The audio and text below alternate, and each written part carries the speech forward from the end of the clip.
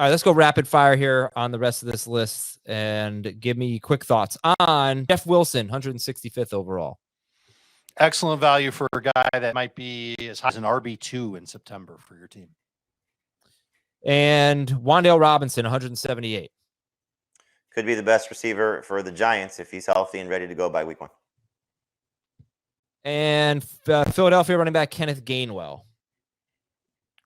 Decent depth because we know that he's been in that system for a while and he's like a jack of all trades, master of none.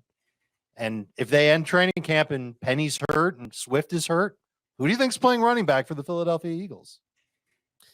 Yeah, unfortunately, he has 2 players to leapfrog now. So obviously, the draft day trade was not a good one for Gainwell, the one of DeAndre Swift. But he might have the best body of the 3. And there's so limited investment in Penny that it's worth taking a shot on Gainwell if you're late in your draft.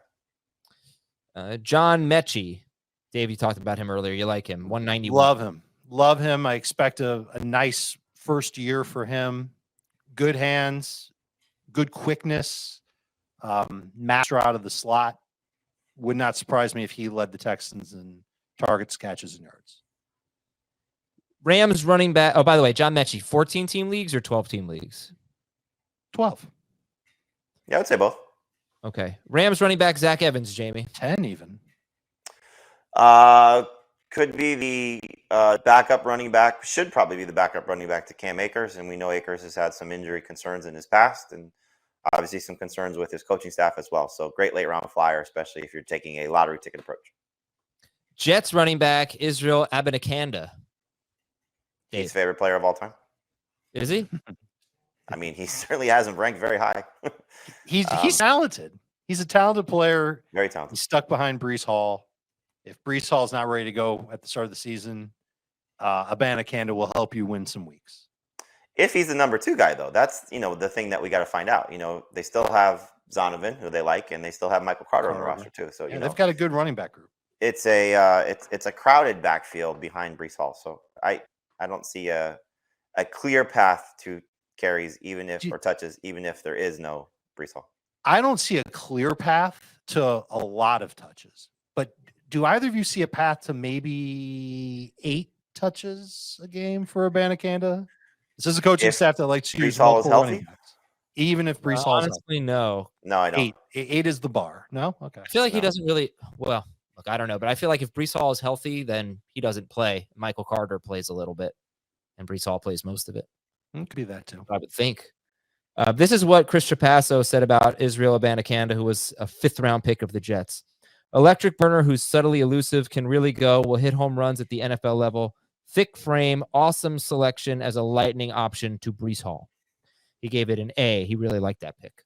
It is a good pick. Wide receiver Tim Patrick for Denver, Jamie. I mean, look, you're talking about a guy that was very talented before he suffered an ACL tear, and who knows what the Broncos are going to end up doing as the season unfolds with their receiving core of Judy and Sutton, and maybe a potential trade that still may unfold. So, not a bad dart throw, even with the addition of Marvin Mims. And Clyde Edwards-Helaire, Dave, 227th overall. So this is going to be like your very last pick. This is the type of player that's worth a last pick and not being patient with, where you draft him. This is what you do in best ball right now. You definitely take Clyde Edwards-Helaire with one of your last picks now. And between May and August, does he get traded? Do the Chiefs move on from him? Does he go to Washington? Is there an injury somewhere else? And Clyde gets another opportunity? We know that there's some untapped potential with Edwards-Helaire that the Chiefs couldn't somehow get out of him. I like this as a late pick in best ball. By the time we get to August, who knows what we'll be saying about him. It's one of those things also with, I know the headline is Chiefs decline 5th-year option on Clyde Edwards-Helaire. Makes total sense. Why would they pick up the 5th-year option on a pick that they wasted, with the first-round selection in the NFL draft? But all they did was bring back Jerick McKinnon. And so Isaiah Pacheco is a 7th-round pick in the NFL draft. He's gotten some surgeries this offseason. We could see Clyde in a very prominent role early for the Chiefs if Pacheco struggles. I know McKinnon is going to have a role in the passing game, but would not be surprising at all if CEH is more relevant than we think. Last player on the list, Minnesota running back Dwayne McBride, a 7th-round selection out of UAB.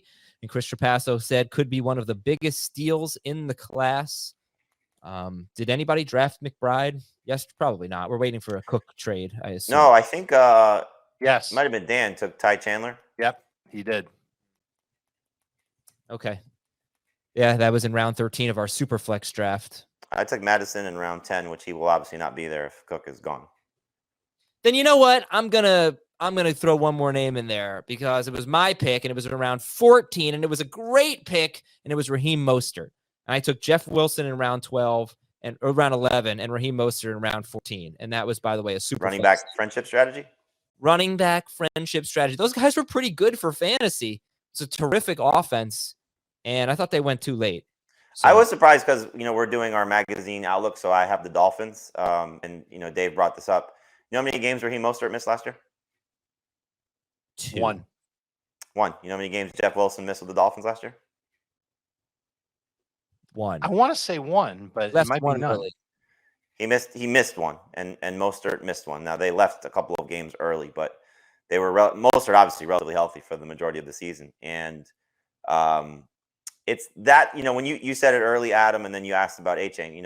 That is going to be one of the more successful offenses with frustrating backfields that we're going to see this season because you want a piece of it. I think you alluded to that. System should be great. A-Chain does not profile, at least on paper, as a 20-touch guy.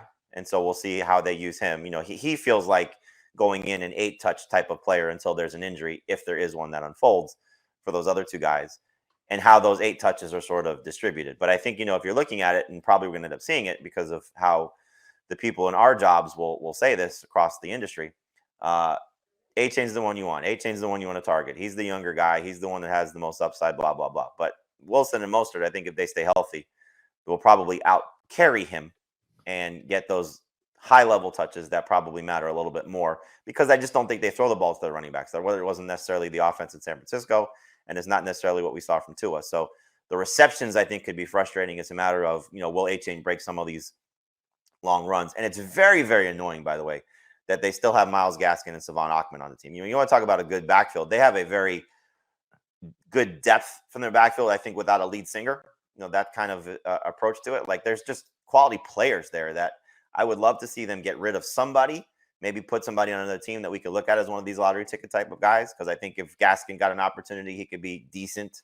I think if Ahmed, same thing, could be decent. You'd love to see maybe one of the other 49ers, retreads be in a situation where they can maybe get some opportunities to free up some time for A-Chain. But I don't disagree with you at all, Adam. I think taking one of the two, I don't know if you want to, tie yourself into both of them, but one of Wilson or Mostert, just because they're free on draft day, is not a bad idea at all. And Mostert, first 8 games of the year, there was no Jeff Wilson on the Dolphins. Mostert had at least 10 PPR points in half of the games. I know that's not a huge number, but you're drafting a guy late and you might start him for the first week of the season. Maybe he gets you 10 PPR points in half the games. Wilson, let me see how many games he had at least 10 in with the Dolphins. He played 80 at 10+ games. Remember at the beginning of the year, they had Chase Edmonds, who was, doing basically nothing, but had 12 carries in week 1.